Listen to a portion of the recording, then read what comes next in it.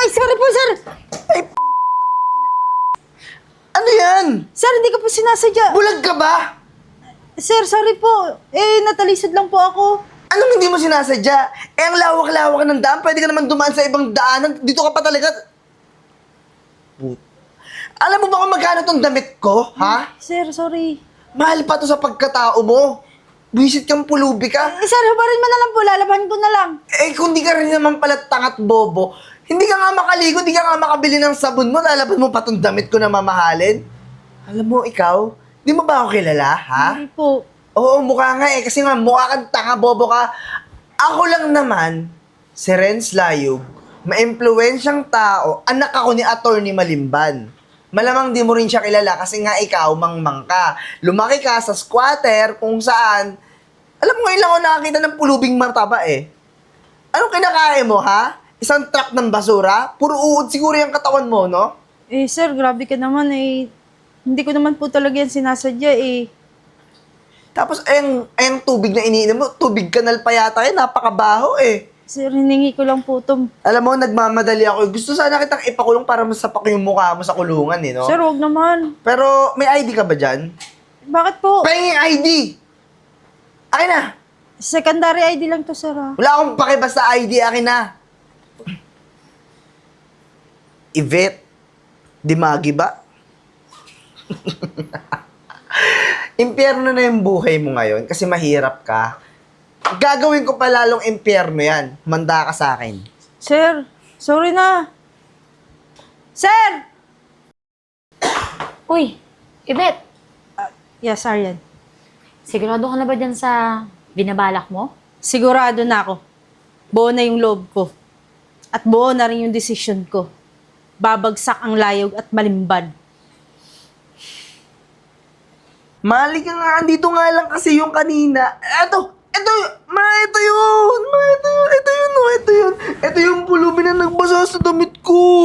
Wag siya. Opo. Mga pulubi Hoy, hindi ko alam saan ka nakakuha ng damit mo ha, pero pulubi ka kanina, di ba? Siya nga, talaga ako nga nagbasa ng damit na binili mo sa akin. Siya nga yun.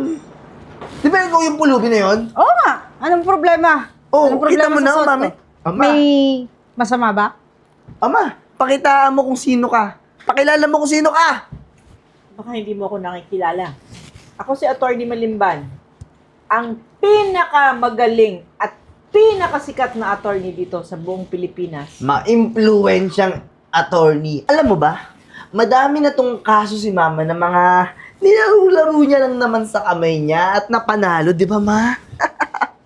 Tapos, mahahayaan mo lang ba na mabasa itong binili mo sa akin ng damit na tag 65,000 na hindi kaya mabili ng hayop na yan?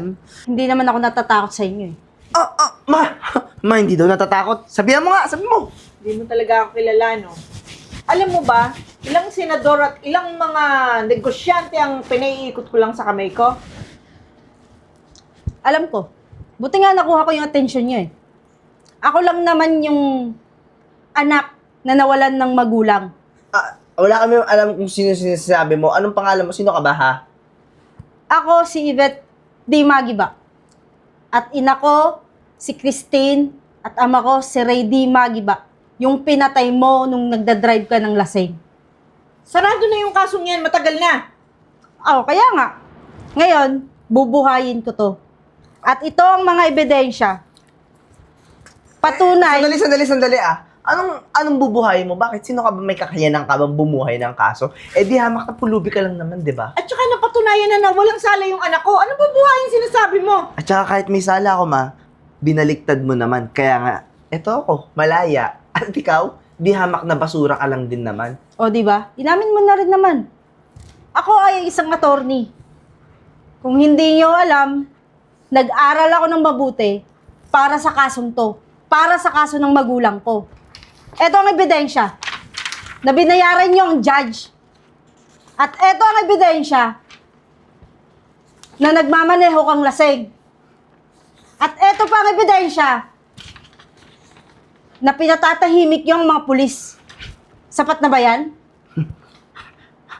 Ma, etong mga ebidensya na to, hindi to sapat para makulong ako. Kasi, uulitin ko sa maliit mong kukote at utak kung gaano ka-impluwensya ang nanay ko. Ma, hayaan mo ba akong makulong, ma?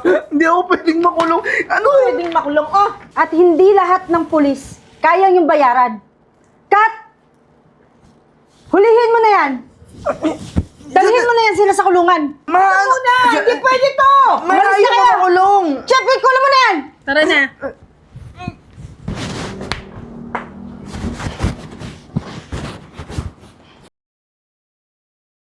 Ito na si attorney. Sasabihin ko na sa kanya yung...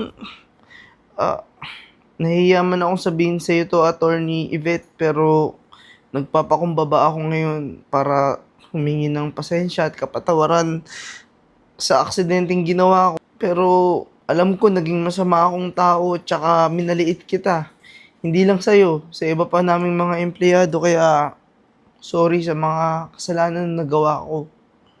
Tama yung sabi ng anak ko. Pagpapasensyahan mo na sana kung ano man yung nagawa niya noon. Napagbayaran na naman siguro namin yun. Ilang taon na rin kaming nakakulong. Alam niyo ba sa ginawa niyo?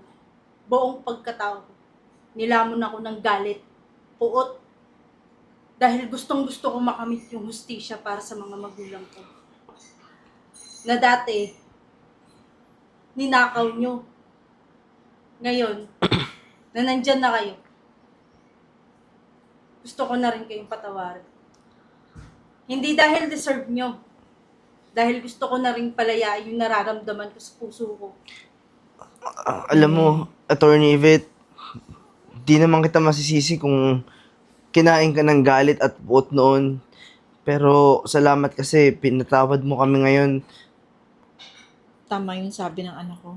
Maraming salamat sa iyo, Attorney Yvette. Nung una, minaliit ko yung kakayahan mo. Pero mas naiintindihan ko ngayon kung ano yung gusto mong sabihin. Kaya sana, kung may mangyari mang ulit na katulad nito, sana huwag yung takpan yung katotohanan dahil marami kayong buhay na masisira.